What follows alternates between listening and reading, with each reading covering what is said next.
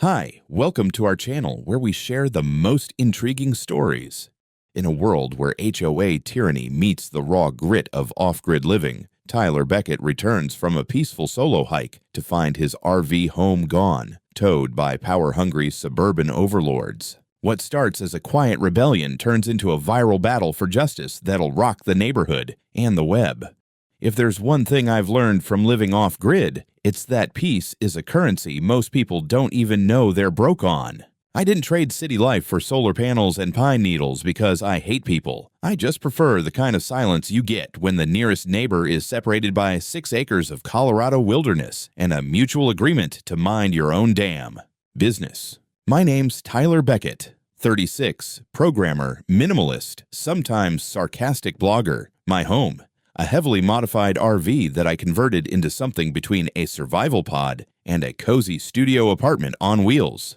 I'd parked it legally on a stretch of land I bought 2 years ago, 6 acres bordering national forest land. Technically speaking, the line between my property and the federal land behind it was marked by a battered old pine tree with a scarred trunk and a faded survey ribbon. I'd checked the records. I'd even walked the border with a damn ranger once. My setup was legal, documented, and until recently, beautifully uneventful. 3 days ago, I packed a small bag, threw on my gear, and headed into the mountains for a solo camping trip. No signal, no notifications, just me and the high-altitude quiet. I locked up the RV, flipped on the GPS logger, and left it parked where I always did, tucked against the tree line, half on my lot, half nudging the edge of the federal strip where campers and boondockers had parked for decades without issue. That area's been a soft border, unpatrolled and overlooked, public land used responsibly. At least, that's how it was. When I returned, sunburned and blissfully unaware, I came down the trail with the usual end-of-trip soreness and a mental list of all the greasy food I was about to eat. I rounded the final bend where the woods open up to my clearing and froze.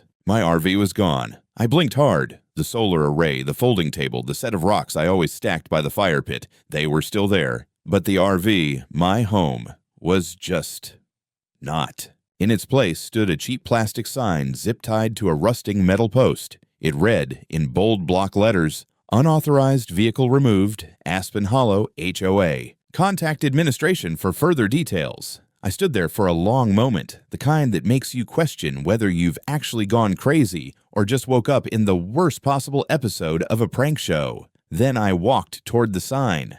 It was real, stupidly, infuriatingly real. No phone number, no name, just that smug acronym, HOA, Aspen Hollow, the gated community just down the hill. I'd had a few run-ins, sideways glances at the general store, whispered conversations when I showed up in town to buy supplies. Some of them didn't like the idea of a vagrant with a YouTube channel living near their sterile little cul-de-sacs.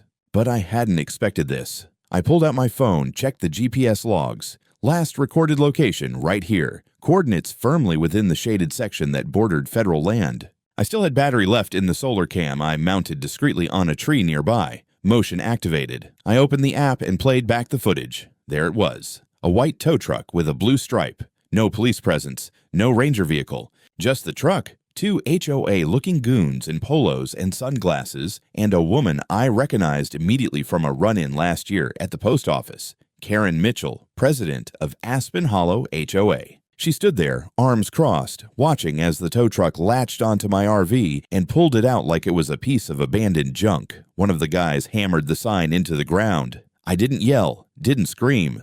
I just stood there, breathing slow, like I was reprogramming myself. Then I turned around, pulled out my phone, and muttered one sentence to no one in particular. "All right, let's play."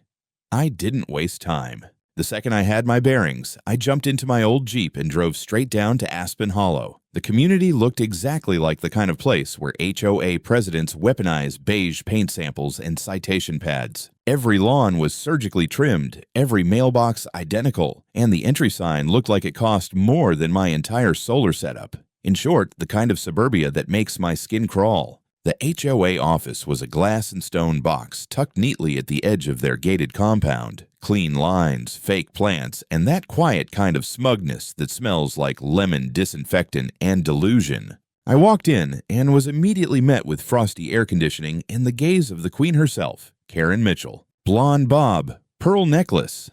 the kind of posture that said, "I've never apologized for anything in my life." She looked up from her laptop with a smile that didn't touch her eyes. "Can I help you?" she asked, as if I were a lost delivery guy or a raccoon that wandered in. "You sure as hell can," I said, keeping my tone calm but razor sharp. "My RV was taken from my property while I was on a camping trip. I found your sign. I'd like to know who gave you the authority to tow a legally parked home off what appears to be federal land." Karen tilted her head, mock concern painted across her face. "Oh, that eyesore was yours. Yes, we had it removed. It was creating a public nuisance. Parked improperly on HOA-managed Greenbelt." I blinked. "Greenbelt? That's not your land. I've checked the plats. That stretch is part of the federal buffer zone, not your HOA fantasy land." She smiled wider, the kind of smile you give a child who's confused about Santa. "Sir, I assure you, we have long-standing stewardship over that corridor. It's maintained by the HOA, and your vehicle was an environmental hazard and an aesthetic offense." I took a breath. "So where is it?" "I'm sorry. My RV. Where is it? Who did you call to tow it? Where did they take it?" Karen leaned back in her chair and laced her fingers like she was posing for a real estate ad. "That information is not currently available. You'll receive a notice once we've assessed the cost of removal and any applicable penalties." "Penalties?" I repeated. "For what? Existing within sight of your golf cart patrol?" Her tone iced over. "For unauthorized use of community-adjacent space, possible contamination, and structural abandonment. It may also be subject to disposal if it remains unclaimed." I stared at her. "Lady, that's my home." Karen shrugged. "Then you should be more careful where you leave it." I clenched my jaw. My hands were shaking, not with fear, but with the kind of rage you only get when someone talks to you like you're a squatter on your own land. I pulled out my phone and tapped the GPS map, flipping it toward her. "See this? That's where the RV was parked. Coordinates fall exactly on the federal side of the line. You had no right." She didn't even look. "I have a map too. Ours shows that zone as HOA supervised." "A map you drew in Sharpie doesn't count." That finally got a twitch out of her eye. I took a step back, holding her gaze. "You've made a serious mistake, Karen. You've crossed into federal jurisdiction and tampered with private property. I'm calling the Forest Service, and I'm getting my rig back. Then I'm coming after whoever signed off on this theft." She rose slowly, smoothing her blazer. "Mr. Beckett, I suggest you watch your tone. You may think you live outside the rules, but around here, we have standards." I gave her the coldest grin I could manage. "Yeah, delusional ones." I turned and walked out before I said something that would get me arrested. I was halfway to my Jeep when I heard her call out behind me. "If you'd like to avoid legal trouble, I recommend you cooperate." I didn't even look back. Just flipped her off over my shoulder without breaking stride. 2 days later, a white government SUV rolled up the gravel path to my lot, kicking up dust and pine needles. 2 men stepped out, one tall and wiry with a clipboard tucked under one arm, the other stocky with mirrored sunglasses and a serious mustache that looked like it had seen some things. U.S. Forest Service patches on both sleeves. They looked around for a second, then walked straight toward me. "Mr. Beckett?" the tall one asked. "That's me," I said. "You hear about the RV theft?" "We're here because you submitted a federal incident report," he replied. "And because your GPS coordinates line up with land under federal jurisdiction. Mind if we take a look?" "Be my guest," I said, gesturing to the scarred patch where my RV had stood. "You'll find the HOA's DIY eviction tactics left some damage." The mustached one pulled out a tablet and opened a satellite overlay. They walked the site, occasionally checking landmarks and measuring distances. After about 15 minutes of scanning, pointing, and mumbling in acronymic shorthand, they both returned to where I stood. "Your rig was absolutely on federal land," the tall one said. "Specifically, USFS-administered buffer zone, not HOA. Not private." I let out a short breath, more angry than relieved. "Then what the hell gives them the right to tow it?" "They don't," Mustache said. "This is a serious violation. Unauthorized interference with property on federal land is a federal offense, especially if damage occurred." "It did," I said, pulling up the photos from the tow yard. "Scratches, torn solar mount, dented fender. No notice, no citation. Just gone." They both leaned in, examining the photos like they were evidence in a crime scene, which, to be fair, they basically were. "We need to file a full incident report," Tall said. Chain of custody, responsible parties, legal ownership, jurisdiction. You still have the footage? I nodded. Motion cam. Got the whole thing. License plate, faces, timestamp. That'll help, Mustache said. Also, do you know where your RV is now? Storage yard about 10 miles south. The manager said it was dropped off by a private contractor hired by Aspen Hollow HOA. No warrant, no police. Mustache gave a low whistle. That's bad. Really bad. If they moved your home without cause or legal basis, they're in deep. I smirked. That the official term? We prefer potential civil and criminal exposure, but yeah, deep. They asked me to email everything I had. GPS logs, video footage, photos, witness statements. I gave them the lot. The tall one took down my info, promised follow-up, and said they'd be coordinating with the Bureau of Land Management since the HOA had effectively messed with federal ground. After they left, I drove straight to the storage yard. The manager, a leathery guy named Curtis with a permanent toothpick and no patience for small talk, buzzed me through. My RV sat behind a chain-link fence, dusty and beaten up like a dog that got kicked too many times. I walked around it slowly, documenting every scratch, every scrape. One solar panel had come loose at the corner. A side window had a spiderweb crack in the corner. There were deep drag marks on the hitch mount, like it had been yanked sideways. They hadn't even bothered to lock the door. It was hanging slightly ajar. This is the second time this month some HOA clown tries to play sheriff, Curtis muttered, watching me from under his trucker cap. Last one, we ended up towing their entire gate when they blocked a fire access road. You're kidding. I wish. I took more pictures, called my insurance rep, and logged everything for the file. Curtis gave me a copy of the tow invoice. Sure enough, paid by Aspen Hollow HOA, ATTNK Mitchell. No legal order, no documentation. Just a check and some self-righteous notes in the comments section like unauthorized blight and community disruption. That night, I didn't sleep. I didn't rage either. I just planned, organized, uploaded. Backed up everything to a cold storage server, made folders, timelines, backups of backups. Then I poured myself a drink, sat by the fire pit, and stared at the spot where my home had been taken. They picked the wrong guy to piss off. 3 days after the Forest Service visit, I hit upload. The video was simple. Aerial shots from my drone showing the tree line and my property, time-stamped GPS overlays, cuts from the motion camera footage showing the tow truck dragging my RV off the federal land. I spoke directly to the camera, calm, deliberate, no dramatics, just facts. I titled it, How a Suburban HOA Illegally Towed My Home Off Federal Land. It wasn't even up for an hour before the comments started rolling in. By midnight, it had 100,000 views. By morning, 500,000. Apparently, people love a story where smug suburban tyrants get caught breaking federal law. I started getting DMs from reporters, other off-grid folks, lawyers offering free consultations. One guy from Arizona sent me a photo of a nearly identical sign from his own HOA, warning campers to relocate within 48 hours. Another sent drone footage of a tow truck yanking out a van parked legally near BLM land. The next day, I received a certified envelope in my mailbox. Aspen Hollow HOA had filed a formal complaint against me for defamation, incitement, and endangerment of community stability. It read like a bad Reddit post mixed with legalese and weaponized pettiness. I laughed and pinned it to my fridge, but then came the real escalation. Karen Mitchell held an emergency HOA meeting at the Aspen Hollow Clubhouse, and because I may or may not have a burner Facebook account in their neighborhood group, I got to watch the meltdown unfold in real time. In a 15-minute live stream, thank you nosy neighbor Linda, Karen stood at a podium surrounded by board members who looked like they'd rather be anywhere else. She called me a digital provocateur, claimed I was deliberately targeting the community with false narratives, and warned residents that online harassment could lead to serious legal repercussions for all involved. Someone off camera asked, "Did you actually tow his home from federal land?" Karen's smile twitched. "Our maps show that area as part of Aspen Hollow's stewardship zone." "Did you draw that map yourself?" Another voice asked. Then the feed cut off.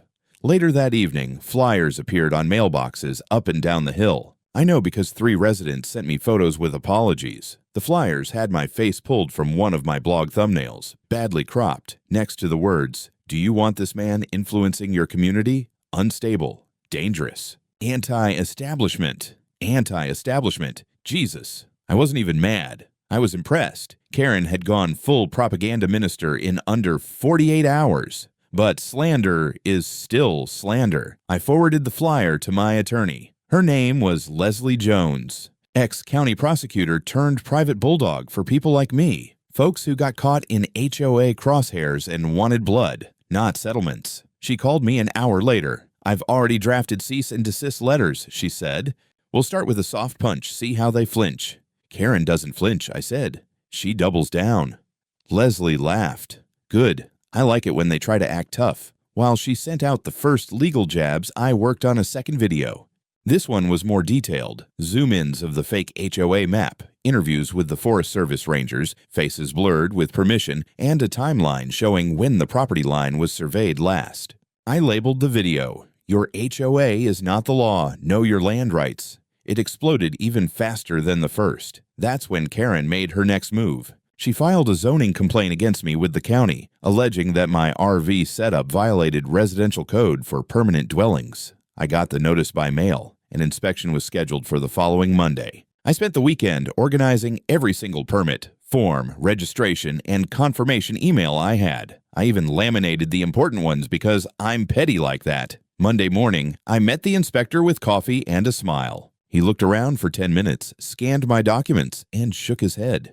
"Everything looks fine. This is just retaliation." "Yup," I said. "You want a copy of the HOA flyer?" He chuckled. "Already saw it. My sister lives down there." She sent me 3. By now, I was getting emails from people all over the country, folks with stories just like mine, mobile homeowners bullied, tiny house dwellers threatened, even a guy who'd been sued for putting solar panels on his shed. I started compiling stories, screenshots, drone footage. The narrative wasn't just about me anymore. It was about people like us, who lived differently, legally, and got punished for not fitting into someone else's pastel-painted fantasy. And Karen.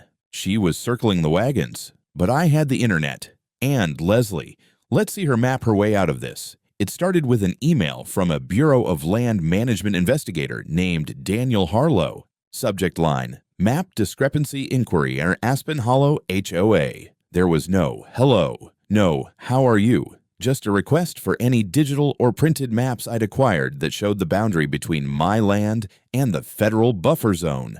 I sent him everything I had, survey scans, county plats, even my GPS trail overlays. His reply came 20 minutes later. "Thanks. These align with USFS and BLM registry data. HOA submission does not." That's when I knew this wasn't just a misunderstanding. This was fabrication, deliberate, and someone was going to eat it. Over the next few days, I worked closely with both Daniel and Leslie. Turns out Aspen Hollow HOA had submitted a map to the county planning office almost a year ago, claiming stewardship rights over an extended corridor of land that, according to every real map, belonged to the federal government. That map wasn't stamped by the county, wasn't even notarized, just printed, highlighted in green Sharpie, and submitted with a cover letter signed by, you guessed it, Karen Mitchell. Leslie nearly choked on her coffee when she saw it. "This is a kindergarten art project," she muttered. "And she tried to use this as a legal document?" "Oh, it gets better," I said, forwarding the HOA meeting minutes I'd gotten from one of my new inside sources, a board member named Rachel, who had apparently grown tired of Karen's power games. One entry dated 6 months back read, "Karen proposed updating the HOA map to reflect traditional areas of community control, including northern trail access and the East Meadow. Concern raised by treasurer that this exceeds legal bounds." Karen stated, "We maintain it. It's ours." Leslie read it twice. She put her own motive in the minutes. I nodded. And that's not even the best part. A day later, one of the tow truck contractors called me. Name was Dennis. Early 50s, gravel voice, sounded like he smoked motor oil for breakfast. He said he'd seen the second video and felt a little weird about what happened. "She told us it was HOA land," he said. Said the guy was a drifter squatting near the greenbelt and that the board approved a removal. I asked about permits. She waved a folder at me and said it was handled. I didn't check. "Did you see the map?" I asked. "Yeah, it looked off." Told her the parcel tags didn't match what I'd seen before on that stretch. She snapped and said, "I'm the HOA president. Do you want this job or not?" I could practically hear the regret through the phone. "You willing to put that in writing?" I asked. "Already did," he said. "I sent it to the BLM guy this morning. I ain't going down for her." Things were spiraling fast now. The Forest Service submitted a preliminary violation report to the local DA. The BLM followed with their own statement citing unauthorized action on federally managed land. Leslie prepped a demand letter detailing property damage, unlawful seizure, and abuse of HOA funds. And then came the knock. I opened the door to find Karen Mitchell standing there like a politician at a funeral, full beige power suit, oversized sunglasses, and that same pursed smile she wore the day she lied to my face. "Mr. Beckett," she said, with a soft nod. "May I come in?" "No." She hesitated, then tried again. "I think we've both made miscalculations. Things got a bit too public, unnecessarily hostile." "Your people towed my home," I said flatly. "I understand," she said, and produced a sealed envelope from her bag. "That's why I'd like to offer a goodwill settlement. We could put this all behind us." Quietly. I didn't touch the envelope. "Open it," she said. "No lawyers, just neighbors." I stepped back, arms crossed. "Lady, if you say neighbors one more time, I'm going to put it on a t-shirt and sell it." She flushed a little but recovered. "This isn't a bribe, it's just a gesture. You take the funds, withdraw the video, the complaint. Everyone moves on." I stared at her for a beat, then said, "You really think I'd sell out for hush money after you tried to erase me off the map? After you faked a boundary and dragged my home across a damn fire road like it was a dead deer?" Her smile faltered. "Get off my land, Karen," I said, "before I call the same rangers you lied to."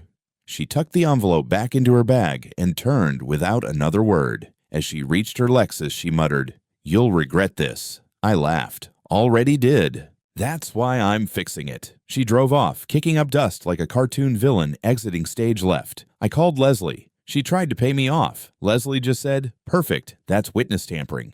We'll include it in the suit." Things weren't just escalating anymore, they were detonating. There's something surreal about walking into a courthouse knowing the person you're suing once tried to pay you off in cash-stuffed envelopes and HOA stationery. I wasn't dressed for vengeance. Just a clean button-up and jeans, but judging by Karen's expression when she saw me across the courtroom, I might as well have been wearing armor. Leslie stood beside me, calm, confident, and carrying a thick binder that probably weighed more than my dog. Across the aisle sat Karen, flanked by two visibly uncomfortable board members and a lawyer who looked like he'd aged 20 years since the pre-trial conference. The courtroom wasn't packed, but the first few rows were filled with a mix of HOA residents, local reporters, and at least 3 people I recognized from Reddit. I'd warned Leslie that the story had legs. She'd smiled and said, "Let them watch." Opening arguments were short. Leslie didn't posture. She laid out the facts like a clean, sharp blade. Illegal towing, tampering with federal land, property damage, abuse of HOA funds, witness intimidation, attempted hush payment. It wasn't a lawsuit anymore. It was a moral autopsy. Karen's attorney tried to paint me as a provocateur, a digital extremist trying to destabilize a peaceful community. He referenced my videos, my sarcastic blog post, even read a line aloud where I referred to HOA management as a beige cult with too much free time and no respect for topographic boundaries. The judge didn't laugh, but I swear I saw a twitch at the corner of her mouth. Leslie destroyed their argument before lunchtime. She presented the verified federal maps, the GPS data, and the video footage. Then came Dennis, the tow contractor, stepping up with a signed affidavit and a deadpan delivery that left the room in stunned silence. "She told me to tow the rig," he said, nodding toward Karen. "Said it was on HOA land." I asked her twice about permits. She got real snappy, said, "Do you want to keep this contract or not?" So I hooked it up. "And were you aware the property in question was federal land?" Not until Mr. Beckett showed me the overlays. I did my own checking after. I shouldn't have touched it. Karen's lawyer tried to object. The judge overruled him. It was like watching a slow public execution. No gore, just paperwork and humiliation. Then the Forest Service ranger took the stand. In uniform, calm, authoritative, he explained the jurisdiction line, the documented boundaries, and how the HOA had absolutely zero legal standing to act on that parcel. Was this ever unclear? No, Your Honor, the records are public and explicit. Any claim otherwise was either incompetence or willful misrepresentation. I didn't look at Karen, but I could feel the heat radiating off her side of the room. Leslie rested our case with a simple line. They stole his home, lied to the government, and tried to bury it with suburban smugness. We're just here to put it on the record." Karen didn't testify. Her lawyer advised against it. I imagine he'd seen what happened when she opened her mouth without a script. By the end of day 2, the judge issued her decision. Karen Mitchell was found personally liable for illegal interference with private property and federal land violations. She was ordered to pay me $48,000 in damages, repairs, storage fees, loss of use, and emotional distress. Aspen Hollow HOA was hit with a $110,000 civil penalty for misappropriation of community funds and operating outside their chartered boundaries. And then came the real blow. "Ms. Mitchell," the judge said, peering over her glasses, "you are hereby barred from holding any leadership position in any registered HOA or civic board in the state of Colorado for a minimum of 10 years. Should you attempt to do so, the penalty will be criminal." The courtroom was dead silent. Karen didn't cry. She didn't flinch. She just sat there, perfectly still, like someone trying not to be perceived. Afterward, a few HOA residents came over to me. One older guy in a cardigan just shook my hand and said, "We didn't know. We're sorry." I nodded. "Don't apologize. Just do better." Outside, Leslie lit a cigarette she didn't smoke and held it like a trophy. "You just beat the HOA president in court on federal land violations. With video. That's going in my marketing." "Want me to write the slogan?" I said. "Something like, 'We kick ass and laminate permits.'" She grinned. "Too long, but we'll workshop it." As we walked down the courthouse steps, I saw Karen drive off, alone. No board members, no lawyer, just her Lexus and a busted reputation. And me? I had my win, but I wasn't done yet. I stayed put for another month after the court decision, partly because I wanted to make sure the dust had truly settled, and partly because, well, I wanted to enjoy the silence. It was a different kind of quiet now, not the peaceful forest breeze kind I'd fallen in love with when I first bought the land, but a heavier quiet, like the world was waiting to see what I'd do next. No more flyers on trees, no more HOA stooges pacing the property line with clipboards. Karen had disappeared from public life almost overnight. Aspen Hollow's HOA board held an emergency reorganization meeting 2 weeks after the verdict. I didn't go, obviously, but someone slid the minutes under my windshield at the co-op grocery store. It was hilarious, half apology, half damage control, and full of phrases like rebuilding trust and restoring transparency. Several of the residents reached out to me directly. Some apologized. A few offered me coffee. One guy brought a pie. No explanation, just handed it over and left like it was penance. Even Curtis, the grizzled tow yard guy, called me up. "You turned her into a local legend," he chuckled. "Every time someone tries to pull something shady now, people say, 'Careful, or you'll get Becketed.'"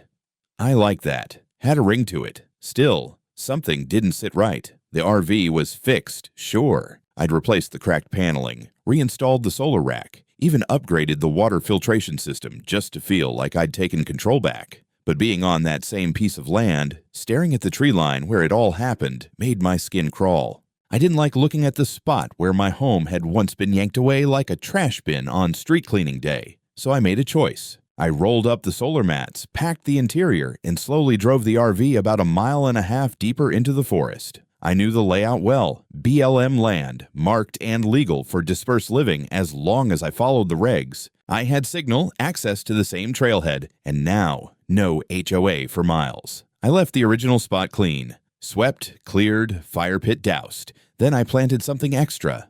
A sign. Carved into pine wood, lacquered for weather, and bolted into a rock like a gravestone. This land does not belong to Karen. It belongs to common sense.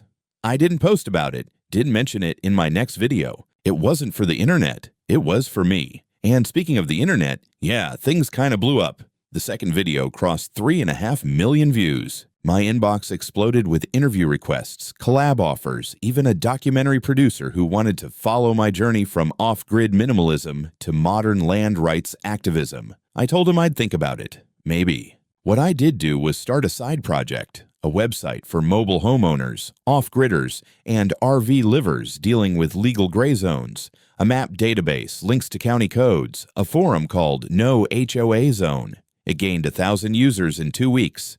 Turns out there's a lot of us out there, quiet people who don't want to be forced into beige conformity, who just want to live without someone measuring their grass. I didn't expect any of it, didn't ask for it, but I'll be damned if I let it go to waste.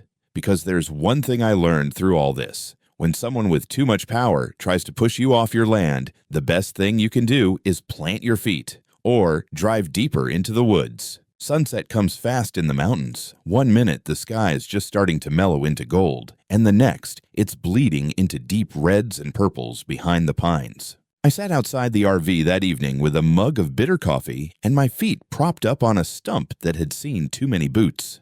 The new site was perfect, flat, quiet, shielded on 3 sides by evergreens, and far enough from civilization to hear only birds, wind, and the occasional coyote yelp like it lost a bet. Right behind me, bolted to 2 cedar posts, stood my final touch, a new sign, clean lettering burned into reclaimed wood with a branding iron I borrowed from a rancher friend. No HOA beyond this point.